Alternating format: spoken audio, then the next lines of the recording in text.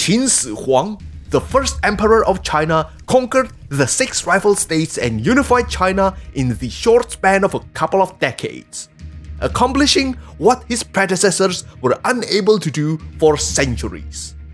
For 6 generations, the former kings had been transforming the state into a formidable war machine. In terms of military might, Qin had long been known to be one of the most powerful among the 7 states. But why did he succeed when others have failed? The answer lies on 2 very clever things that he did.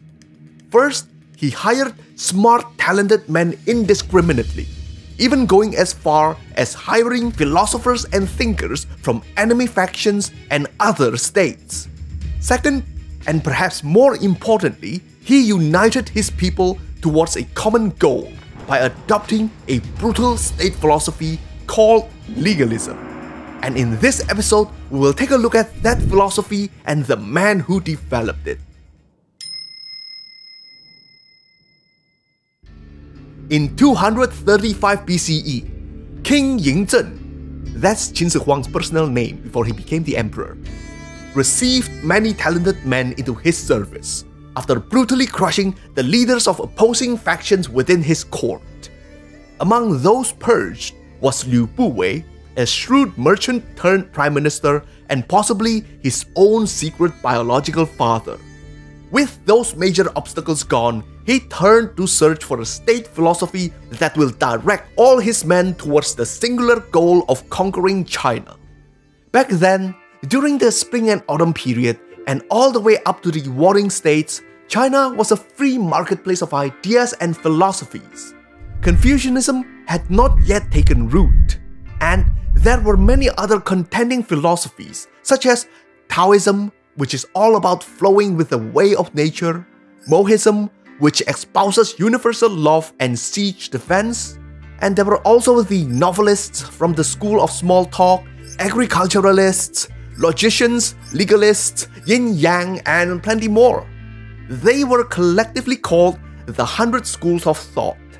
So Yingzhen's got plenty of options to choose from this buffet of ideas. But there was only one school of thought that caught his eye, and it was the School of Legalism, specifically the work of Han Fei. Confucius thinks that humans are by nature good, but for Han Fei, we are selfish and greedy creatures that need to be controlled. Confucius thinks that a ruler should treat his ministers with kindness to gain their loyalty. Han Fei believes that a ruler must strike fear into them and keep his true intentions hidden. Confucius says that a ruler must accept his minister's advice to govern better. Han Fei wrote that ministers must stick to their given duties or suffer the pain of death. Additionally, a ruler must never trust anyone, especially his own family members, because they are the ones who can benefit the most from his death. Han Fei's brand of realpolitik immediately clicked with Yingzhen. His past experiences, revolt by his own brother, court factionalism, coup attempt by his mother's secret lover, all proved to him that everything Han Fei had written was right. It practically reinforced his own ideology. His governing method was right all along. He just needed to crank it up a few notches. So he started fangirling over him. Oh, if I can meet this man, I will die without regret. Upon hearing that, Li Si quickly started to name drop. He mentioned that Han Fei was actually his classmate. They both studied under the Confucian scholar Xunzi, and he suggested to invite Han Fei to Qin.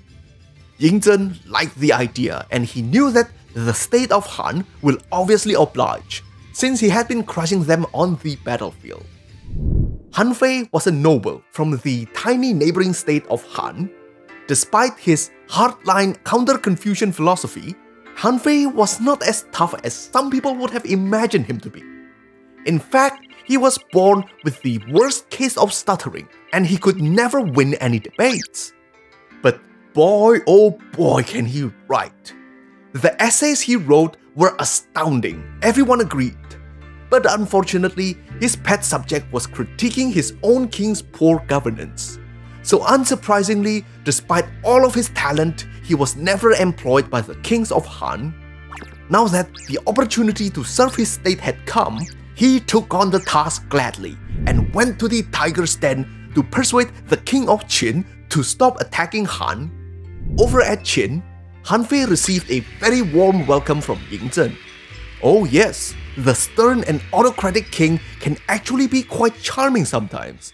Wei Liao, a strategist of the king, once said that even though he was a commoner, the king acts like an inferior in front of him. Ying Zhen will readily humble himself before others when in difficulty. But he was a man of scant mercy with the heart of a tiger or a wolf.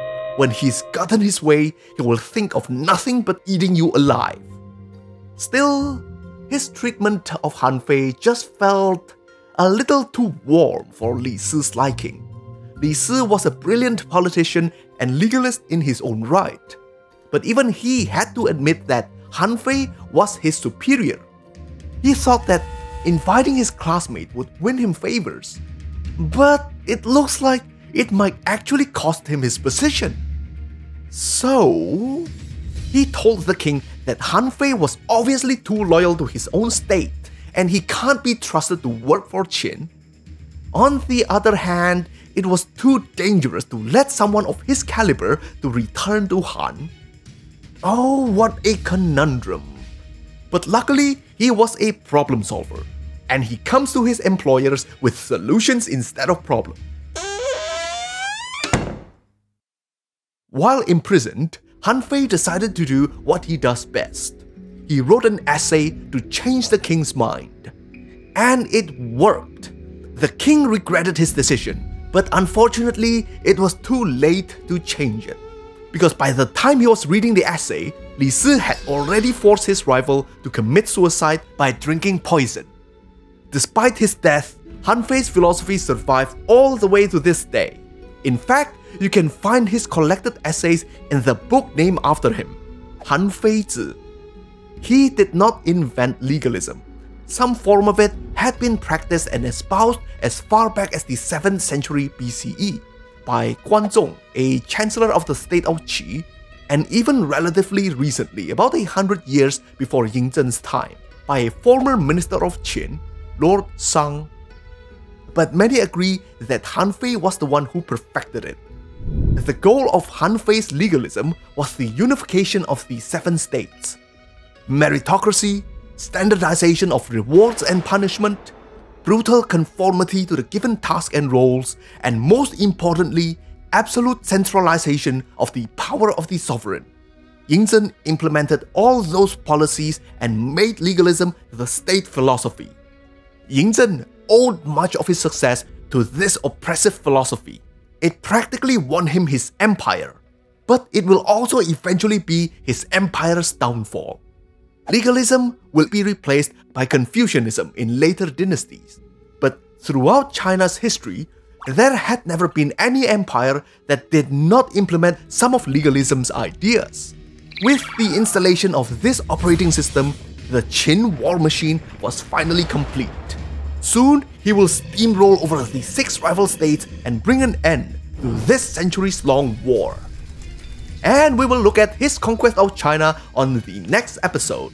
So if you don't want to miss it, subscribe and press the bell button. Also, give the video a thumbs up if you enjoyed it, because it helps with the algorithm and you can spread some of that history love with the rest of the world. Until next time, stay cool my bros!